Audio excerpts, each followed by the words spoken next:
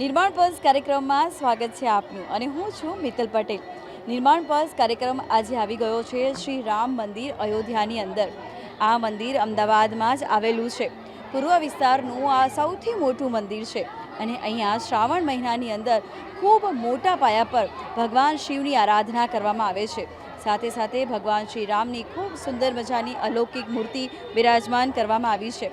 નિત્ય અહીંયા ધૂન કરવામાં આવે છે અને લાખોની સંખ્યામાં ભક્તો અહીંયા દર્શન કરીને પોતાની જાતને ધન્યતા અનુભવે છે। તો ચાલો મારી સાથે મળીને આજના મંદિરમાં વિવિધ પ્રકારના પ્રદર્શનના દર્શન કરીએ। જય શ્રી રામ। જય શ્રી રામ। શું નામ છે આપનું? મારું નામ શાસ્ત્રી ગૌરવ રાવલ છે। અને શાસ્ત્રીજી, તમે કેટલા વર્ષોથી મંદિર સાથે જોડાયા છો અને તમારા જીવનમાં ભક્તિભાવ પ્રવેશ કર્યો છે? મને તો આ મંદિરમાં એકચ્યુઅલીમાં એવું કહી શકું કે આવતીકાલે મારે 1 વર્ષ પૂર્ણ થશે આ મંદિરમાં। એટલે 1 વર્ષથી હું અહીંયા મંદિરમાં રામજીની સેવા કરવાનો મને ખૂબ સુંદર સૌભાગ્ય મળ્યું છે। એ સિવાય હું લગભગ એવું કહી શકું કે 9 થી 10 વર્ષથી આ કર્મકાંડની અને પૂજાની લાઈનમાં છું। પાઠશાળામાં મેં અભ્યાસ કર્યો છે। મારું મૂળ વતન હળવદ છે અને ત્યાં મેં શરણેશ્વર વૈદિક પાઠશાળામાં સંસ્કૃત ને વેદ અને પારાયણ આ બધું મેં કરેલું છે। તો ત્યારથી મને આ ભક્તિનો અવસર મળ્યો। જી, ભક્તિભાવ સાથે જોડાયા છો। વર્તમાન સમયની જો વાત કરીએ તો આપણે જે લાઈફસ્ટાઈલ છે આપણી અને તેમાં ભગવાન શ્રી રામને કેવી રીતે વર્તમાન સમયમાં આપણે પૂજવા કે જેનાથી તેમની કૃપા આપણા ઉપર રહે? એવું કહીશ કે વર્તમાન સમયમાં ઘરમાં બીજા કોઈ ગ્રંથ હોય કે ના હોય, રામચરિત માનસ જે તુલસીદાસજીની ઉત્કૃષ્ટ રચના છે, જે કાશી વિશ્વનાથ ભગવાન જેણે સ્વયં એની ઉપર હસ્તાક્ષર કર્યા છે, જો લોકો નિત્ય એની એક ચોપાઈ પોતે વાંચતા થાય, સાંજે ઘર સભા ભેગી થાય, એમાં નિત્ય એક ચોપાઈનું પઠન કરે, એમના બાળકોને એ શીખવાડે, ફક્ત એની ચોપાઈનું પઠન કરે અને એ પણ ન થઈ શકે તો રાત્રે બેસી એના ઘરમાં 2 મિનિટ માટે શ્રીરામ જય રામ જય જય રામ આના જો જપ કરતા થાય ને તો એ શ્રીરામ જય રામ જય જય રામ એ બહુ મોટો મહામંત્ર છે। એને 13 એટલે 13 અક્ષરનો મહામંત્ર કીધો છે। આના ફક્ત જપ જો કરવામાં આવે ને તો એ બધા એનું પણ ફળ ઉત્તમ કીધું છે। એનાથી પણ તમારી અંદર પોઝિટિવ ઉર્જાનો સતત સંચાર થાય છે। સરસ વાત કરી કે રામચરિત્ર માનસનું કોઈ એક અધ્યયન કરવું, એક ચોપાઈને વાંચવી, પરંતુ આપણે તો વર્તમાન સમયમાં સોશિયલ મીડિયાના યુગમાં જેવાવાળા માણસો છીએ કે ભાઈ આપણે તો માનસિક પૂજા પણ આપણે જ્યારે કરતા હોય ત્યારે પણ એટલા બધા નેગેટિવ વિચારો આપણી આસપાસ પ્રવર્તતા હોય છે। તો તેને કેવી રીતે નાથી શકાય જીવનમાં કે નકારાત્મક ઉર્જાને અટકાવવાનો કોઈ એવો મંત્ર છે કે જેનાથી તમે એવી નેગેટિવિટી કે નકારાત્મક ઉર્જાથી દૂર રહી શકો? બધી જ વાતનો ફરીથી હું એ જ તમને જવાબ આપીશ કે તુલસીદાસજીએ રામચરિત માનસમાં કીધું છે, કલિયુગ જોગ અને જગ યજ્ઞાના કેવલ એક રામ નામ આધારા। ફક્ત રામ નામનો જ આધાર લેવો। તમે સવારની ઉર્જા હોય, બ્રહ્મ મુહૂર્તમાં તમે બેઠા હોય, ધ્યાન કરશો, શ્રીરામ જય જય રામ ધ્યાન કરશો, તમને આપોઆપ પોઝિટિવ ઉર્જાનો સંચાર થવાનો જ છે। તમે આખો દિવસ અનુભવ કરશો કે તમને શરીરમાં કોઈ પણ જાતનો થાક નહીં લાગે ને આપોઆપ અંદર જે શક્તિનો સંચાર થશે ને આખો અલગ અનુભવ હશે। એટલે તમે કહો છો કે નિત્ય નામ જપવું, નિત્ય પ્રભુ સ્મરણ કરવાથી તમારા જીવનમાં એ નેગેટિવિટી દૂર થતી રહે છે અને જીવનમાં અત્યારના સમયમાં આધિ વ્યાધિ ઉપાધિ લોકોને ભાગમદોડ ભરી લાઈફમાં જીવવાનું એક જીવી રહ્યા છે અને સાથે સાથે હું લઈ લઉં, હું રહી ગયો કે આ બધી જે વૃત્તિઓ છે તેને નાથવા માટેનો કોઈ મંત્ર છે કે તેને વર્તમાન સમય કેવી રીતે સ્થિતિપ્રજ્ઞ સ્થિતિમાં રહી શકાય, સ્થિરતા દાખવી શકાય?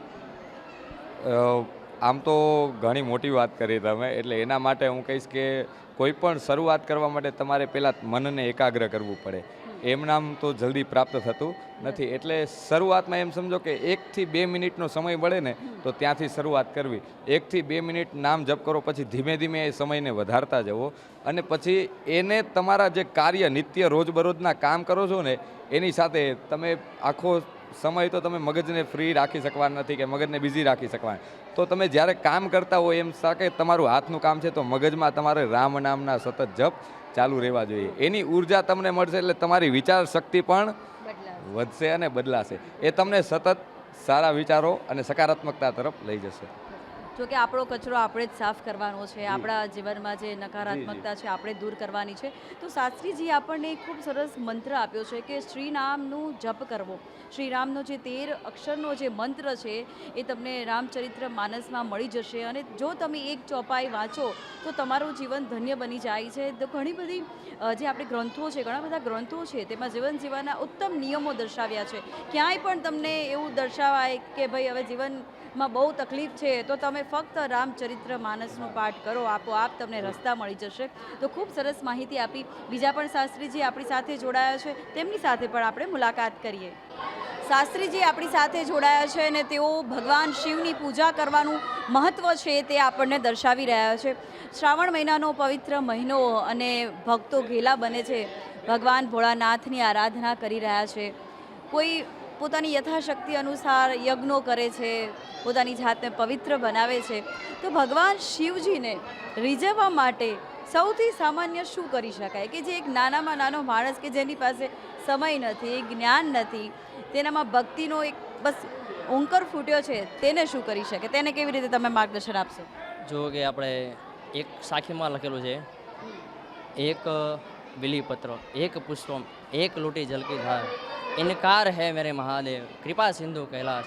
એનો મતલબ એવું છે કે ભગવાનને તમે સામાન્ય જળાભિષેક કરી શકો છો, જેવી તમારી યથાશક્તિ. કોઈ જળાભિષેક કરી શકે છે, કોઈ ભગવાનને દૂધ દ્વારા અભિષેક કરી શકે છે, કોઈ ભગવાનને અલગ અલગ દ્રવ્યથી ભગવાનનો અભિષેક કરી શકે.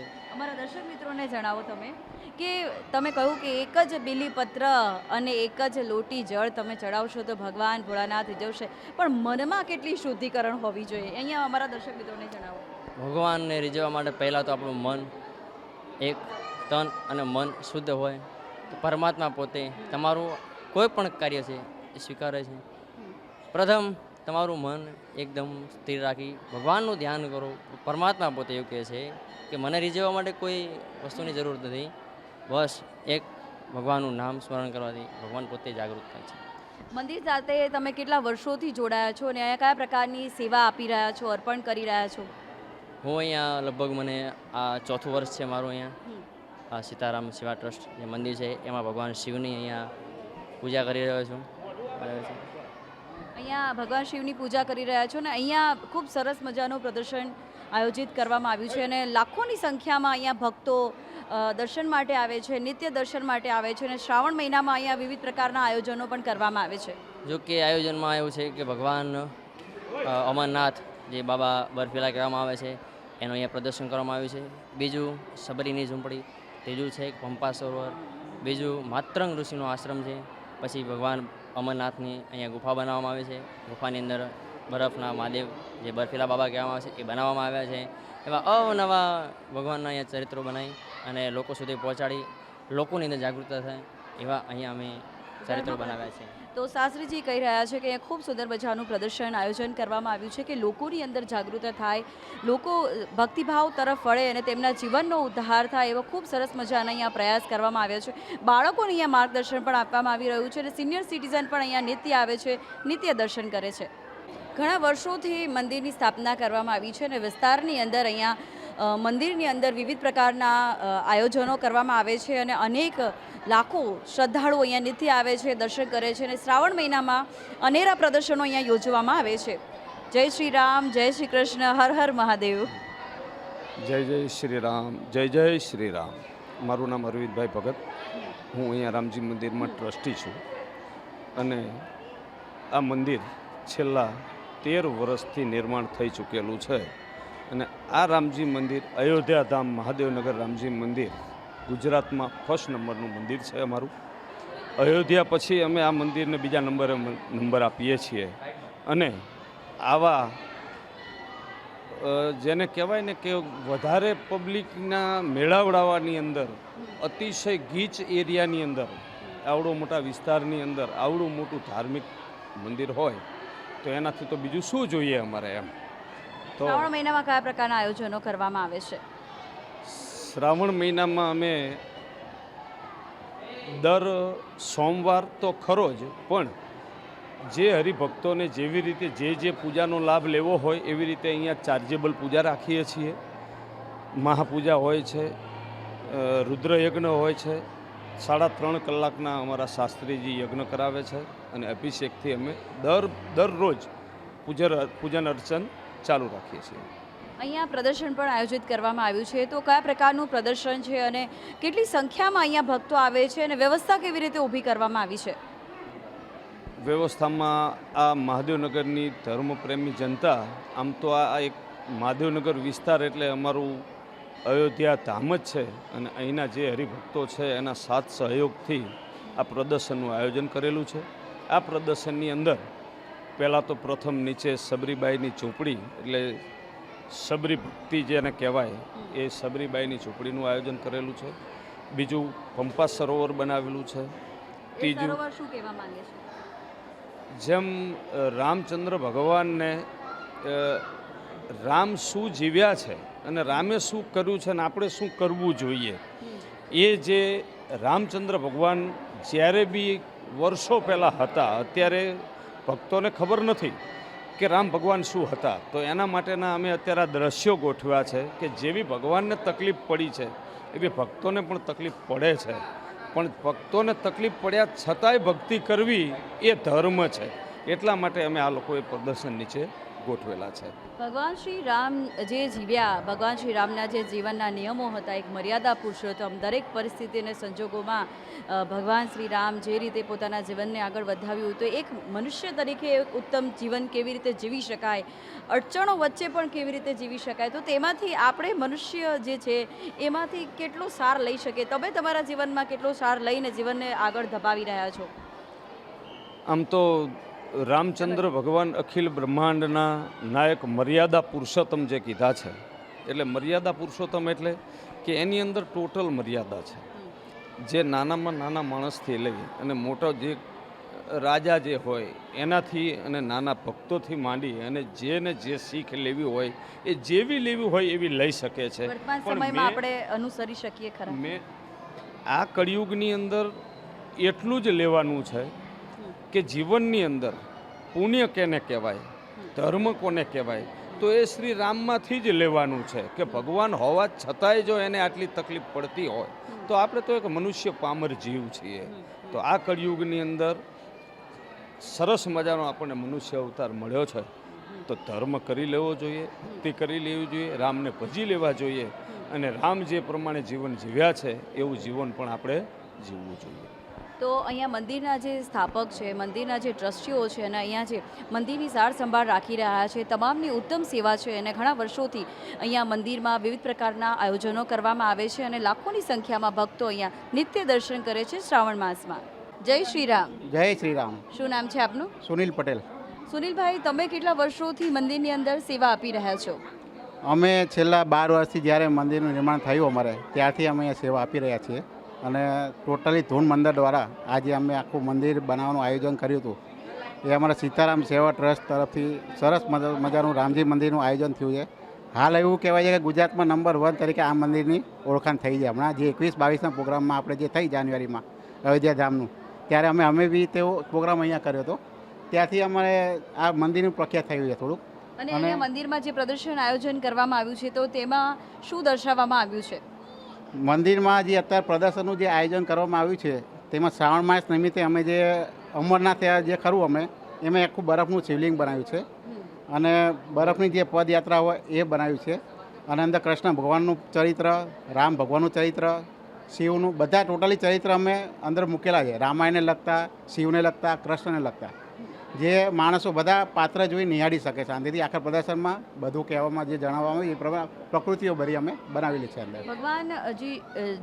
ભગવાનની જે અહીંયા ઝાંખી કરવામાં આવી છે શ્રી રામચરિત્ર માનસની, કે ભગવાને 14 વર્ષનો જે વનવાસ કર્યો હતો, તો તેમાં શું શું દર્શાવવામાં આવ્યું છે અને બાળકોને તમે માર્ગદર્શન આપી રહ્યા છો? ઓકે, અમે જે ફર્સ્ટ નંબરનો જે પ્રોજેક્ટ અમારો અંદર મૂકેલો છે, જેમાં રામ ભગવાને જે અમને ચરિત્ર, જે આખું રામ ભગવાને વનવાસ ચાલુ કર્યો ત્યારથી આખું જે એમને જે ચરિત્ર જે થયું છે અંદર વચ્ચે જે એમના સ્ટેપ બાય સ્ટેપ જે અંદર ચરિત્ર, ધારો કે રામ મિલાપ થયો, ભરત મિલાપ થયો હોય, સબરી મિલન થયું હોય, એ બધા ચરિત્ર પાત્રો ટોટલી અંદર મૂકેલા છે. જે હનુમાન મિલાપ થયો હોય, પછી અશોક વાટિકામાં જે હનુમાનજી જે આપણે સીતાને લેવા ગયા હતા એનું થયું છે, રાવણ જે હરણ કરવા આવ્યા હતા એનું થયું છે. બધા પાત્રો અમે અંદર મૂકેલા છે. એના ઉપરથી અમને જો છોકરાઓ જો જોવે ને તો એમના મગજમાં સહેજ રામાયણ વિશે સહેજ બે અંદર બેસે એના માટે અમે આ ચરિત્ર ઊભું આખું કર્યું છે. પાત્ર બધા જે બધા શાંતિથી નિહાળી શકે અને સ્ટેપ બાય સ્ટેપ આખું અમે પ્રદર્શન અંદર ગોઠવ્યું છે. અંદર કેટલા સ્વયંસેવકો અહીંયા સેવા આપી રહ્યા છે, નિસ્વાર્થ ભાવે સેવા આપી રહ્યા છે? સ્વયંસેવકો અમારા જે મંડળો ચાલે છે આખા વસ્ત્રાલની અંદર, અમે મંડળ વાઇઝ બધાને જે સવારની શિફ્ટ, બપોરની શિફ્ટ અને રાતની શિફ્ટ 3 શિફ્ટ કરી છે. સવારે 8 થી 12, બપોરે 4 થી 7 અને 7 થી રાતે 10 વાગ્યા સુધી આ પ્રદર્શન ચાલુ હોય છે. ભાઈઓ જ સેવા આપે છે? ટોટલી ભાઈઓ બહેનો બધા બી આપે છે. એવું સવારે બહેનો બી આવી શકે, બપોર બી આવી શકે. પણ આમાં શું છે, જે ધૂન વાઇઝ અમે અલગ અલગ મંડળ વાઇઝ સેવા આપેલી છે. બધા નિસ્વાર્થ ભાવે સેવા કરવા અહીંયા આવે છે અને શાંતિથી સેવા આપે છે બધાની. ખૂબ સરસ વાત કહેવાય કે અહીંયા 3 શિફ્ટ અહીંયા ગોઠવવામાં આવી છે અને ભગવાન શ્રી રામચરિત્ર માનસ જે છે અહીંયા ચોપાઈ છે તો વિવિધ પ્રકારના આયોજનો કરવામાં આવ્યા છે. ભગવાન શ્રી રામે 14 વર્ષનો જે વનવાસ કર્યો હતો તેમાં કયા પ્રકારની પ્રસંગો બન્યા હતા તેમના જીવનમાં તે પણ અહીંયા ખૂબ સુંદર રીતે ઝાંખી કરવામાં આવી રહી છે. श्री रामचंद्र भगवान की ये सबरी राम वियोगे वन मारू बीझूरती रे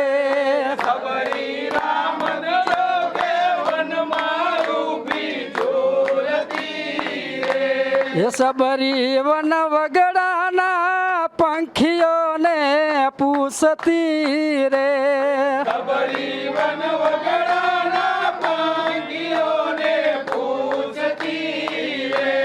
क्यारे आवे मारा राम, क्यारे आवे मारा राम, सबरी राम वियोगे वन मारू बीझूरती रे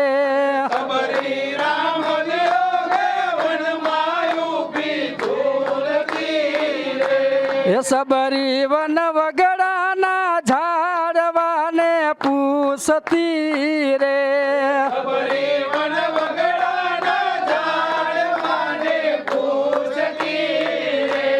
क्यारे आवे मारा राम, क्यारे आवे मारा राम, सबरी के सबरी राम वियोगे वन मारू बीझूरती रे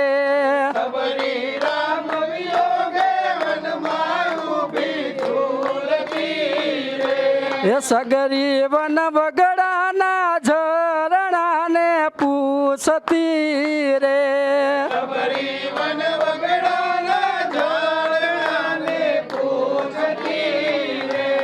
क्यारे आवे मारा राम, क्यारे आवे मारा राम, सबरी राम वियोगे वन मारू बीझूरती रे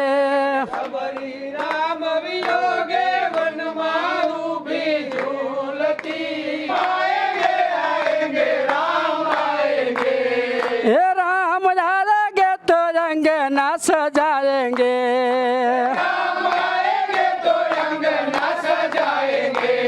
ये मेरे झोपड़ी के भाग आज खुल जाएंगे, राम आएंगे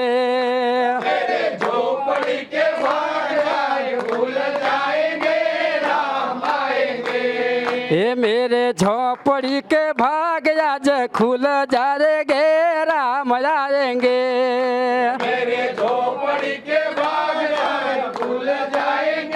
राम आएंगे हे राम आएंगे तो रंग ना सजाएंगे,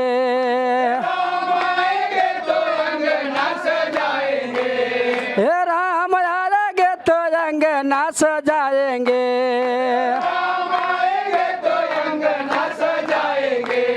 ये मेरे जन्मों के पाप सारे मिट जाएंगे, राम आएंगे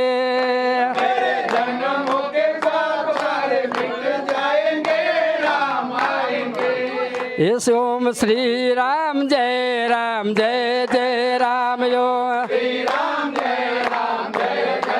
हे ओम श्री राम जय राम जय जय राम हे ओम श्री राम जय जय राम, श्री राम जय जय राम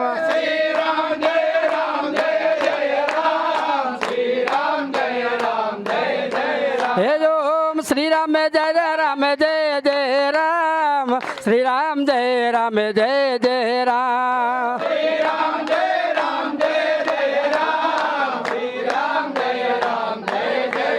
હરિ ઓમ નમઃ શિવાય હરિ ઓમ નમઃ શિવાય હરિ ઓમ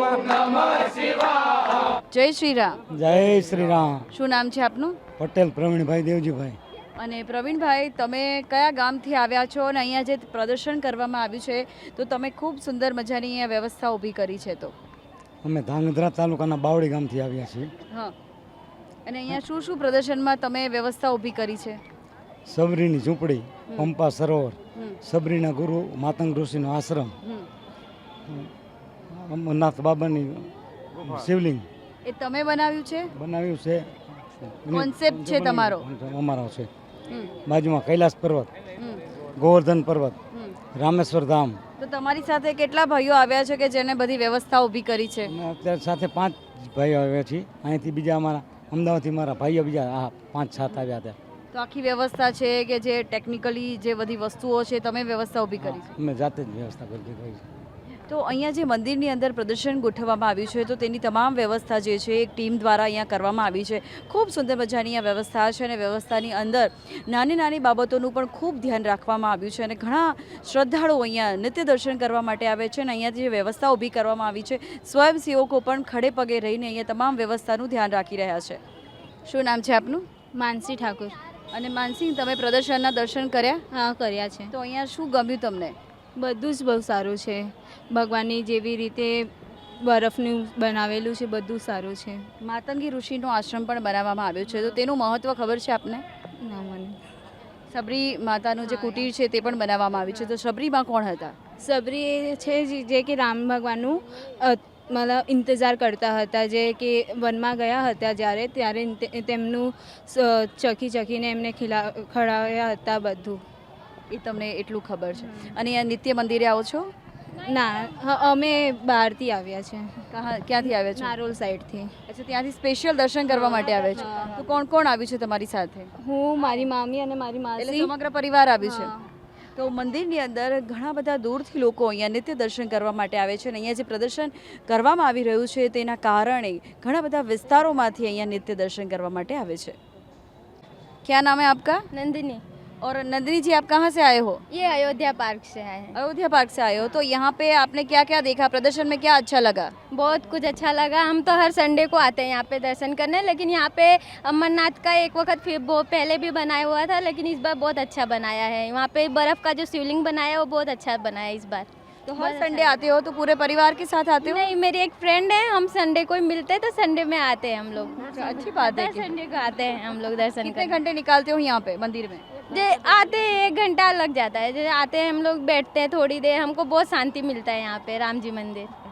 तो આજુબાજુ વિસ્તારના જે લોકો છે અહીંયા મંદિર, हम लोग अयोध्या अयोध्या ही है हमारी जन्मभूमि. तो आप इसलिए यहाँ पे आते हो? हाँ, हम राम जी के जन्मभूमि से ही हैं. में रहते वो भी अयोध्या ही है.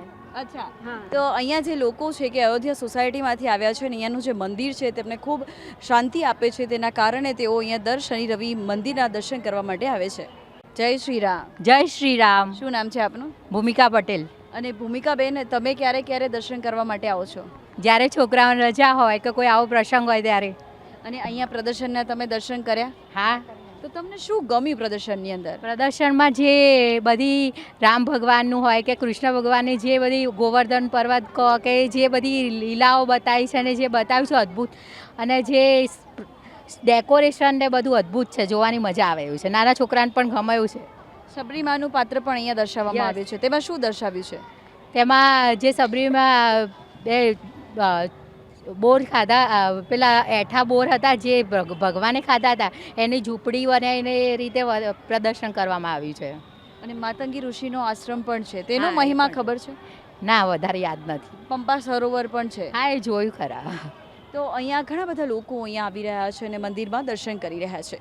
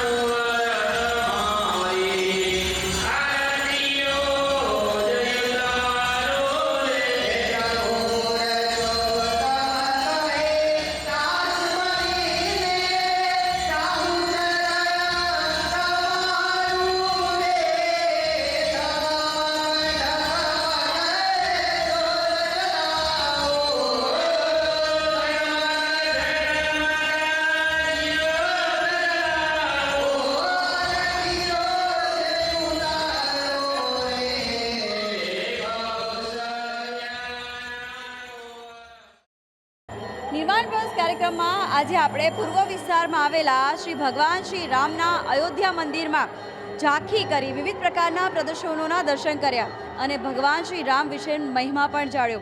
આવી જ રીતે નિર્માણ પર્સ કાર્યક્રમ તમારા માટે વિવિધ પ્રકારની માહિતી લઈને આવશે. હવે તમારી દોસ્ત મિત્રને રજા આપો. જય શ્રી રામ.